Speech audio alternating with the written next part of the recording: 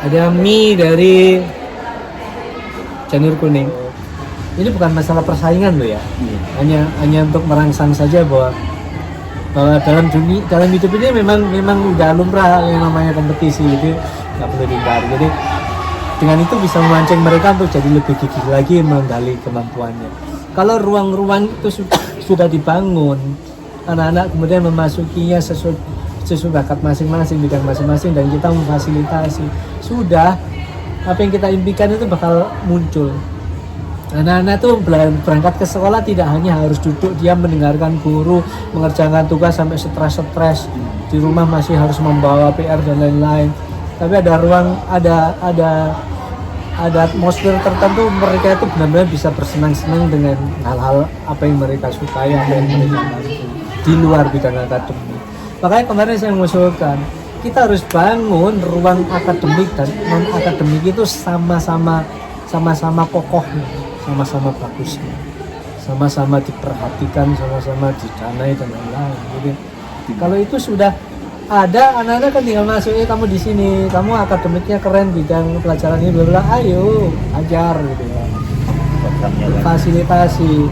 Karena apa sih? Kita kan sekolah, otomatis kita kan punya tanggung jawab untuk bagaimana bisa mewadahi anak-anak itu untuk berkembang seutuhnya, entah di sisi akademik atau non akademik.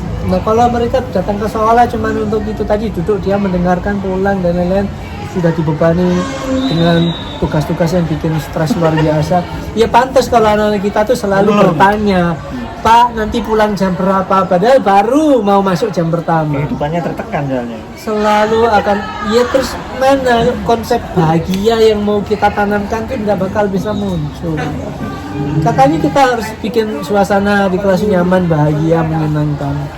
Ya mustahil itu terwujud kalau kita hanya berpikir bahwa target kurikulum harus begini, harus ini tuntas, bla bla bla bla. Sementara kita nggak melihat fakta di lapangan seperti apa. Karena itu kemampuannya heterogen, ada yang kemampuannya tinggi, ada yang menengah, ada yang bawah. Bagaimana? Jadi itu tadi ya, kembali karena perlu bangun aja ruang-ruang. Berarti pengelompokan kemampuan siswa, pengelompokan gaya belajar siswa, itu penting. Terus kemudian minat siswa. Menurut saya loh itu penting. Saya kan udah bilang kemarin, tidak ada dikotomi pintar bodoh loh ya. Saya tidak setuju juga hal itu. Tidak ada. Kamu di kelas pintar, kamu di kelas bodoh, nggak ada. Semua anak sama. Semua anak pada dasarnya punya kelebihan masing-masing, punya kekurangan masing-masing. Tinggal bagaimana mengelompokkan itu dalam pengertian, kami itu non akademik, kamu itu akademik. Kamu itu anaknya rame, bla bla bla bla, ini anak yang serius. Ini anak yang benar-benar kepingin belajar ilmu fisika, matematika dan lain-lain. Ini anak ini olahraga. Jadi ketika harus ada di ruang fisika matematika, mungkin dia aja cenderung jadi rese karena jemu segala macam. Iya. Makanya saya membayangkan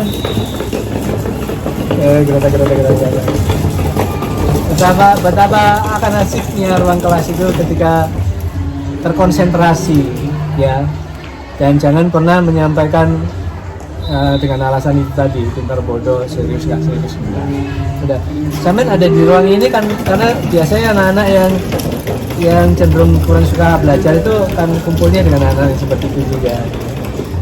Jarang saya menemukan anak-anak seperti itu merepet ke anak-anak yang rajin agar jadi ketularan pintar, enggak juga. Ketularan jadi rajin. Tapi anak yang pengen ya jarang, powernya kuat ya, makanya aja saya sebut jarang. Hidupnya kuat. Betul. Tapi kebanyakan kan ya sudah mengkelompokkan masing-masing. Jadi kita tuh treatmentnya bisa jadi beda-beda. Kalau saya masuk di kelas yang rame ini, saya harus bagaimana? Pengelolaan seorang guru akan muncul. Pengelolaan kelasnya muncul. Jadi masa iya kita tuh setiap hari selalu membuat enek anak-anak yang serius belajar hanya karena kita sibuk dengan anak-anak yang ini ngurus iki. Kamu begini bla bla bla, waktu kita selalu terpangkas untuk itu. Sedangkan ini anak, masa iya setiap hari saya suruh dengerin bapak ibu guru menceramai anak ini. Saya ini butuh belajar gitu loh. Penyampaiannya juga butuh penyampaian tapi ilmu, bukan tekanan mengarahkan bully nggak sampai, karakternya. jangan sampai membunuh karakter, membunuh rasa harga diri siswa walaupun kita mungkin memberi teguran. Pokoknya pintar-pintarnya aja sekali lagi mengelola emosi negatif ya. Karena apa? Wes salah ketika kita dalam posisi lagi capek kemudian terpancing dengan anak yang nggak bisa diurus, nggak bisa diatur, suatu saat kita bisa meledak. Tapi bagaimana akhirnya nanti ketika di hadapan yang lain kita melakukan hal-hal yang mungkin nggak pas gitu. Itu berat, buat saya berat juga, cuman ya Allah beri kesabaran lebih kita. Udah ini 57, 3 menit lagi 60. Keren. Ayo kita habiskan. Semacam simpulan Pembicaraannya aja. tidak terasa. Ini tadi terarah apa enggak ya ngobrol kita tadi ya? Bisa jadi terarah. Bercabang-cabang sih kayaknya ya. Ngalir Tapi ya. tetap pada titik targetnya adalah sebuah program, terus keterkaitan dengan siswa, dengan orang tua, dengan Nah itu. Ya sekali akhirnya lagi. memunculkan program. Sekali lagi mohon maaf tidak bermaksud mendiskreditkan pihak-pihak tertentu terkait dengan hal mungkin yang negatif yang saya sampaikan. Saya hanya perlu menggunakan itu sebagai data untuk bisa membuat diskusi ini jadi lebih jelas gitu aja. Sekali lagi nggak ada maksud apa-apa. Kami sebagai guru pasti memandang anak-anak itu semuanya anak-anak kita yang ini namanya anak-anak dalam sebuah keluarga aja ada anak yang karakternya beda-beda sama, cuman ini dalam jumlah yang lebih besar. Ya, tetap saja harus dihadapi dengan cara-cara tertentu. Harus bagaimana menghadapi A, B, C, dan seterusnya. Sekali lagi mohon maaf kalau ada salah pernyataan apapun, tidak bermaksud menghakimi siapapun. Kami hanya berusaha mencari titik temu dari apa persoalan yang kami hadapi. Kembali ke sampean yang punya acara.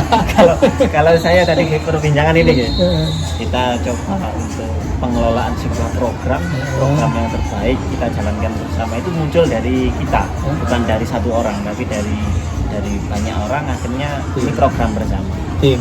Iya betul. Akhirnya tadi juga memunculkan, memang seorang guru itu memang idealnya tidak hanya mengajar saja, tapi kelebihannya ditularkan ke anak didiknya. Misalkan Pak Teman tadi seorang guru bahasa Indonesia punya kelebihan baca puisi, punya kelebihan seniman di bidang pembelajarannya. Misalkan tadi buka apa dulu itu teater ya, gitu. itu luar biasa. Kemudian dari saya sendiri, dari sisi keagamaan ingin mencetak apa, ini dari pengelolaan sebuah program. Mungkin kalau Bapak Ibu guru itu kumpul banyak Bapak Ibu guru akan muncul juga di tiap guru itu punya program, harusnya kan gitu. Berarti ini guru ideal. Kalau tidak punya program yang dikembangkan, maka guru akan datang ngajar pulang dan seterusnya, nggak cukup itu. Itu saja. Biasa. Sampai luar biasa. Sudah 1 jam obrolan kita pagi ini. Ini Sampangka jadi berapa ini nanti ya? Jadi 5 atau 6 gitu ya, biar nggak terlalu enak nanti. Kalau 1 jam langsung itu akan jadi lebih berat paketannya. Yang masih bergantung pada paketannya. Terima kasih, sekali lagi tidak ada keinginan untuk menghakimi siapapun. Semuanya benar-benar diniatkan untuk sesuatu yang positif untuk kemajuan ya kita semua lah. Saya tunggu programnya Pak. Saya juga tunggu. Kita sama-sama bergerak gitu ya. Sama-sama bergerak. Udah, ketemu lagi dalam waktu. Semoga kita semua selalu sehat dan bahagia. Assalamualaikum warahmatullahi wabarakatuh. Waalaikumsalam. Sampai hebat. Sarman luar keren. Keren. Sedangkan Pak Denny Pak. Iya.